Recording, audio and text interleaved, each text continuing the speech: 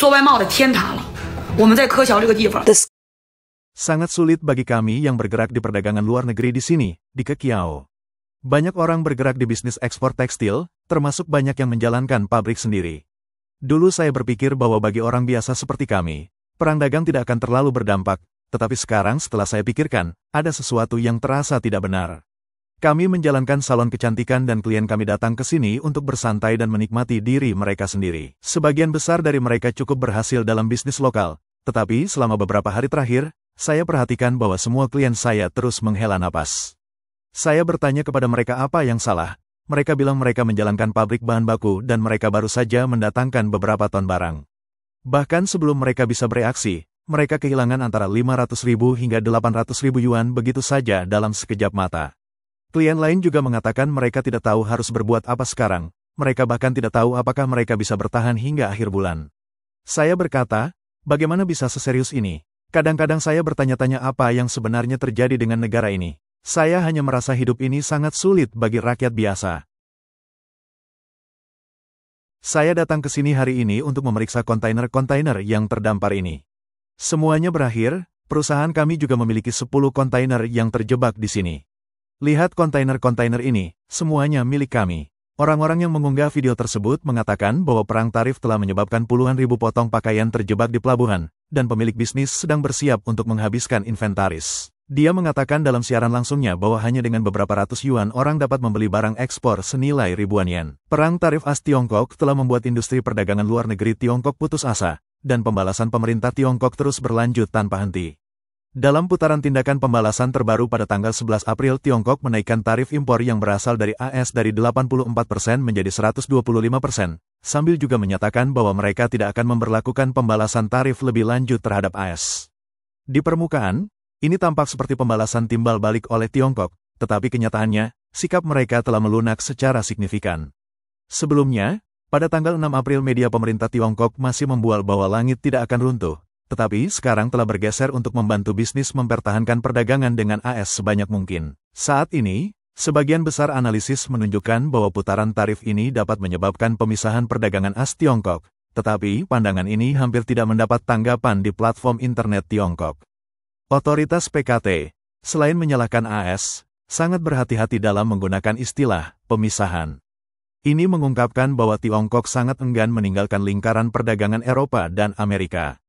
Selama 20 tahun terakhir, ekonomi ini, yang tidak pernah sepenuhnya mereformasi sistem ekonomi dan politiknya sesuai dengan persyaratan WTO, telah menikmati kebebasan dan hak istimewa perdagangan yang luas, dengan cepat meningkatkan kekayaannya dan menyelesaikan transfer kekayaan yang besar. Pakar pertahanan Taiwan, Su Xiuyun, mencatat bahwa total surplus perdagangan Tiongkok tahun lalu melebihi 1 triliun dolar AS, dengan Eropa dan AS menyumbang 550 miliar dolar AS. Jumlah ini setara dengan anggaran pertahanan Tiongkok, yang seperti Tiongkok menggunakan uang yang diperoleh dari AS untuk berinvestasi di militernya. Namun, PKT juga melihat bahwa pendekatan Trump berbeda dari pendekatan sebelumnya. Ini bukan lagi hanya tentang mengatasi defisit perdagangan AS-Tiongkok, tetapi secara fundamental menyesuaikan struktur ekonomi Tiongkok, sesuatu yang tidak dapat ditanggung oleh pemerintah Tiongkok, mendorong mereka untuk melakukan konfrontasi. Beberapa ahli mengatakan bahwa PKT sebenarnya telah menyiapkan daftar pembalasan yang tersembunyi di dalam buku putih, yang juga berisi daftar ketakutan potensi pembalasan AS. Jika perang dagang AS-Tiongkok terus meningkat, PKT mungkin akan membalas sesuai dengan daftar ini, tetapi AS masih memiliki banyak pengaruh dan strategi yang belum digunakan.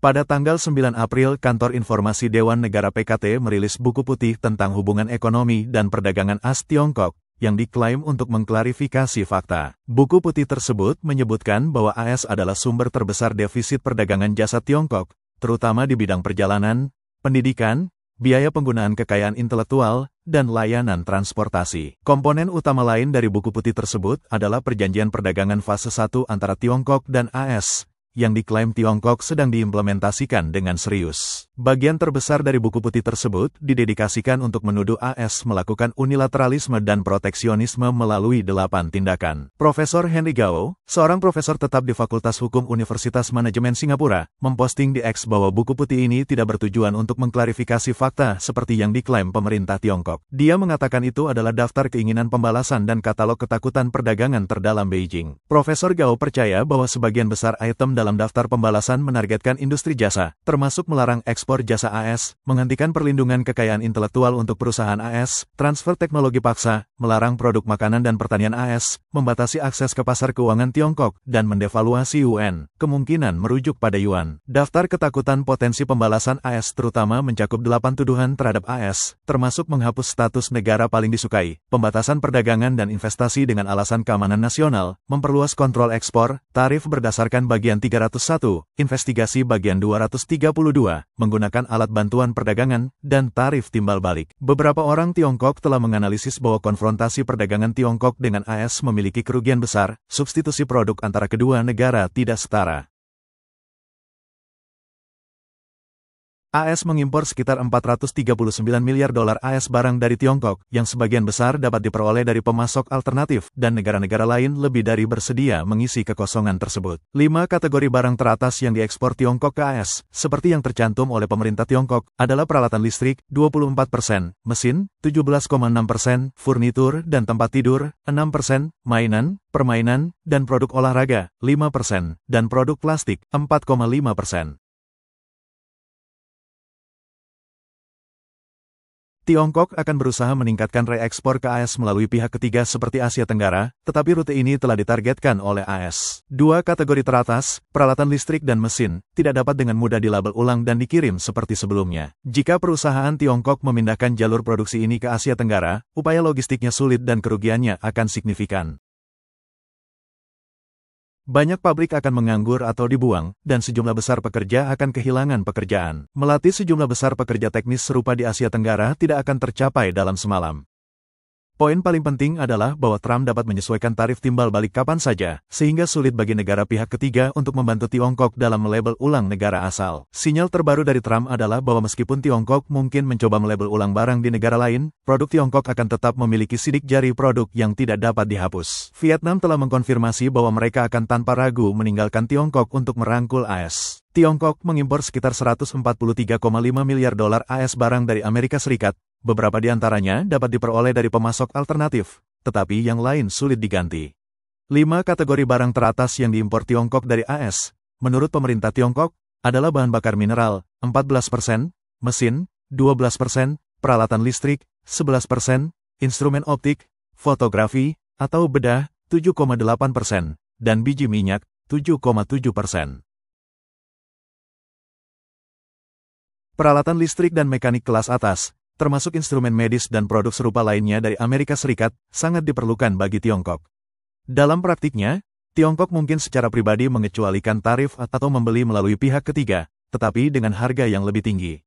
Tiongkok mungkin tidak secara langsung membeli energi dan produk pertanian AS, tetapi masih dapat memperolehnya melalui negara ketiga, lagi-lagi dengan biaya tambahan. Tiongkok telah menangguhkan pesanan pesawat AS, tetapi masih membutuhkan suku cadang untuk pemeliharaan. Demikian pula, Tiongkok harus membeli kendaraan khusus AS, farmaseutika, bibit, dan bahan kimia tertentu. Akibat dari keengganan kedua belah pihak untuk melonggarkan tarif adalah bahwa ekspor langsung Tiongkok ke AS dapat dengan cepat menurun atau bahkan berhenti, yang menyebabkan pemisahan ekonomi yang cepat. Namun, jauh lebih sulit bagi Tiongkok untuk sepenuhnya menghentikan impor dari AS. Ekonom AS, David J. Hong, menyatakan bahwa struktur buku putih ini cukup unik. Alih-alih berfokus pada tindakan balasan, buku ini dengan cermat mencantumkan 8 tuduhan terhadap AS, membuktikan bahwa AS sebenarnya mendapat manfaat. Dia percaya bahwa ini terutama untuk propaganda internal, memberitahu publik Tiongkok bahwa partai dan para pemimpinnya tidak membuat kesalahan, tetapi AS lah yang melakukan kesalahan. Buku ini mengklaim menyampaikan pesan bahwa AS telah mengambil untung dari rakyat Tiongkok, membenarkan pembalasan di masa depan. Wong menunjukkan bahwa menurut bahasa Beijing, daftar pembalasan sangat menyarankan bahwa ini adalah kelemahan AS yang dapat dilawan. Pada saat yang sama, daftar ketakutan mencerminkan kekhawatiran terbesar Beijing bahwa AS akan terus mengintensifkan serangannya dan menyelam lebih dalam ke area-area ini. Dia percaya bahwa buku putih ini tidak ditujukan untuk negosiasi, melainkan berfungsi sebagai kerangka respons tekanan dan dokumen persiapan untuk potensi konflik. Karena perang tarif telah mencapai titik tertentu di mana memberlakukan tarif tambahan menjadi tidak berarti, beberapa sarjana berpendapat bahwa jika perang dagang AS Tiongkok terus menurun, tindakan pembalasan Tiongkok dapat menargetkan sektor jasa AS, yang memiliki surplus perdagangan terbesar dengan Tiongkok. Sarjana ekonomi Hingen percaya bahwa diskusi lebih lanjut tentang perang tarif sia-sia, dan medan pertempuran utama telah bergeser ke industri jasa. Faktanya, pada tanggal 8 April akun publik WeChat Neotanxing, yang memiliki hubungan dengan kantor berita Xinhua, melaporkan bahwa Tiongkok telah menyiapkan setidaknya 6 tindakan balasan terhadap AS.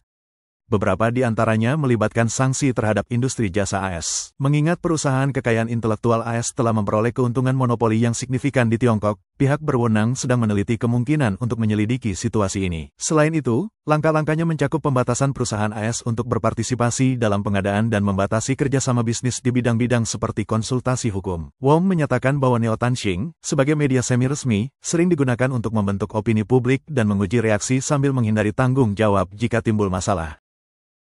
Dia juga mencatat bahwa menyelidiki perusahaan hak kekayaan intelektual AS akan sangat mahal bagi Tiongkok dan akan memiliki dampak terbatas karena Tiongkok sangat bergantung pada kekayaan intelektual AS, seperti sistem Windows. Mengenai daftar sanksi dalam buku putih, Wong mencatat bahwa AS belum bertindak atas opsi-opsi seperti 1. Pemisahan sekuritas, penghapusan daftar semua saham Tiongkok yang terdaftar di AS. 2. Melarang semua sekuritas dan obligasi keuangan terkait Tiongkok dari penerbitan atau penyelesaian dalam dolar AS. 3. Blokade teknologi termasuk perangkat lunak dan penjualan semikonduktor AS.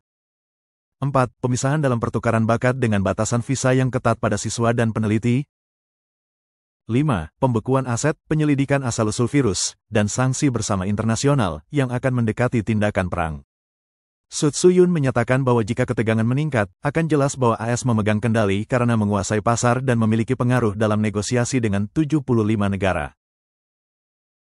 Tiongkok mungkin mencoba mencari pasar lain atau membuat perjanjian perdagangan non-AS, tetapi ini tidak akan terlalu menguntungkan karena Tiongkok sangat bergantung pada ekspor. Dia lebih lanjut mencatat bahwa AS akan memiliki keuntungan, terutama dengan kepemimpinan teknologinya.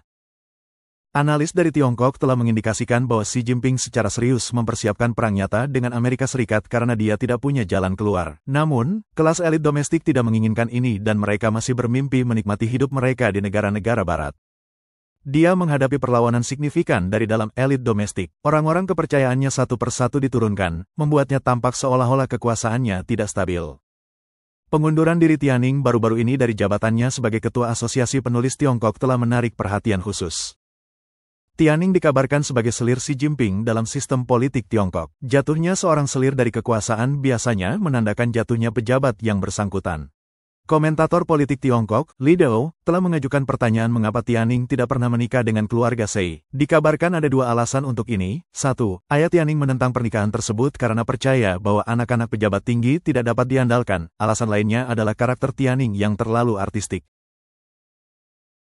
Dalam beberapa tahun terakhir, hanya ada sedikit laporan daring mengenai kehidupan pribadi Xi Jinping. Dia secara konsisten berusaha menutupi masa lalunya. Beberapa tahun lalu, sebuah toko buku berencana menerbitkan buku tentang sejarah romantis Xi Jinping, tetapi pemilik dan karyawan toko buku tersebut menghilang secara misterius, dan seorang penjual buku Swedia bahkan diculik lintas batas ke Tiongkok. Komentator politik Tiongkok, Lea Ying, percaya bahwa peristiwa baru-baru ini, termasuk Inspeksi Federasi Lingkaran Sastra dan Seni Tiongkok dan Asosiasi Penulis Tiongkok yang dipimpin oleh Tianning, menunjukkan tanda-tanda melemahnya kekuasaan Xi Jinping. Setelah inspeksi, Sekretaris Partai Federasi diganti, dan Tianning tiba-tiba mengundurkan diri sebagai Ketua Asosiasi Penulis Tiongkok.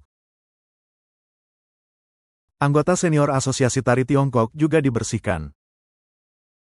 Sinyal signifikan lain dari melemahnya posisi Xi Jinping adalah rumor penyelidikan terhadap Haidong, sekutu dekat Xi dan Wakil Ketua Komisi Militer Pusat. Financial Times melaporkan pada tanggal 10 April mengutip 5 sumber yang berpengetahuan luas termasuk pejabat AS saat ini dan mantan, bahwa Hu Dong telah dicopot dari jabatannya dalam beberapa minggu terakhir. Sumber ke-6 mengkonfirmasi bahwa Hu tidak lagi menjabat. Dan satu sumber menyebutkan bahwa Hu Dong telah diinterogasi oleh pihak berwenang sejak penahanannya. Neil Thomas, seorang ahli politik elit Tiongkok di Asia Society Policy Institute, mencatat bahwa Hu Dong akan menjadi wakil ketua Komisi Militer Pusat pertama yang dicopot sejak Holong pada tahun 1967. Beberapa orang Tiongkok berkomentar bahwa jika Wei Dong bermasalah, sama seperti para pembantu terpercaya Xi Jinping lainnya yang telah diselidiki, alasan yang disebutkan kemungkinan adalah korupsi, tetapi kenyataannya itu adalah hasil dari perebutan kekuasaan internal di dalam Partai Komunis Tiongkok dan tanda menurunnya pengaruh Xi Jinping. Sebelumnya, ada laporan yang menunjukkan bahwa kontrol Xi Jinping atas militer telah melemah, dengan Wakil Ketua Komisi Militer Yang Yoxia mendapatkan kekuasaan nyata dengan dukungan para pemimpin PKT, dan kemungkinan Yang lah yang mengatur pembersihan lingkaran dalam Xi. Perebutan kekuasaan antara Xi dan kekuatan oposisi juga tercermin dalam perubahan arah propaganda media domestik yang cepat setelah perang dagang dimulai. Pedagang Tiongkok meluncurkan cangkir enamel putih berlabel, cangkir peringatan partisipasi dalam perang timbal balik, yang menjadi barang laris di platform daring utama, tetapi kemudian tiba-tiba dihapus. Cangkir enamel putih adalah barang nostalgia Tiongkok yang sering dipasangkan dengan teks atau pola. Dalam beberapa tahun terakhir, cangkir-cangkir ini telah dialihfungsikan sebagai barang dekoratif bergaya retro. Beberapa bisnis telah mengubah cangkir-cangkir ini menjadi produk budaya dengan desain dan teks kreatif yang menjadi cukup populer di pasar. Dengan PKT mengadopsi pendekatan pembalasan langsung, beberapa toko barang khusus di platform e-commerce Tiongkok seperti Tao, Pindu, dan Douyin mulai menjual barang-barang dengan slogan tarif timbal balik, termasuk cangkir enamel, mug, dan t-shirt. Banyak orang Tiongkok membagikan gambar-gambar ini di media sosial. Teks pada cangkir enamel ini sebagian besar sama. Beberapa menambahkan, Tiongkok AS. Di awal, beberapa menyertakan, April tahun 2025, di akhir, dan yang lain menampilkan desain bendera kedua negara yang saling berbenturan, melambangkan dimulainya perang dagang. Namun, banyak orang melaporkan bahwa setelah pukul 2 siang pada tanggal 10 April, barang-barang ini tiba-tiba dihapus dari penjualan tanpa alasan yang jelas. Beberapa berspekulasi bahwa ini mungkin akibat dari intervensi pemerintah. Sejauh ini, PKT belum menunjukkan tanda-tanda mundur dalam konfrontasi tarif dengan AS. Ini jelas bukan arah yang diinginkan oleh elit PKT dan kepentingan-kepentingan mapan lainnya, dan menunjukkan bahwa Xi Jinping saat ini memegang posisi dominan dalam perebutan kekuasaan internal yang sengit. Meskipun para tetua dan elit PKT mungkin ingin berkompromi dengan AS, tidak ada yang berani menjadi yang pertama maju sebagai perwakilan faksi menyerah, karena dalam birokrasi PKT itu akan menjadi bunuh diri. Kekuatan oposisi hanya akan bekerja di balik layar untuk merusak atau melemahkan kekuasaan Xi, menunggu kejatuhannya untuk kemudian secara kolektif merebut kesempatan. Inilah ekosistem politik PKT. Adapun apa yang akan terjadi selanjutnya, banyak orang Tiongkok berpikir bahwa sangat mungkin pemisahan nyata antara Tiongkok dan AS akan dimulai, dan ekonomi Tiongkok akan terus menurun selama proses ini. Xi Jinping pasti akan mencoba untuk berpegang pada pilihan terakhir, tombol perang panas, karena itulah garis hidupnya untuk mengancam semua kekuatan lain. Tetapi apakah dia akan mampu mempertahankannya? Jika dia kehilangan ketenangannya dan menekan tombol perang panas, dia mungkin menemukan bahwa perang panas sebenarnya bukanlah pilihan.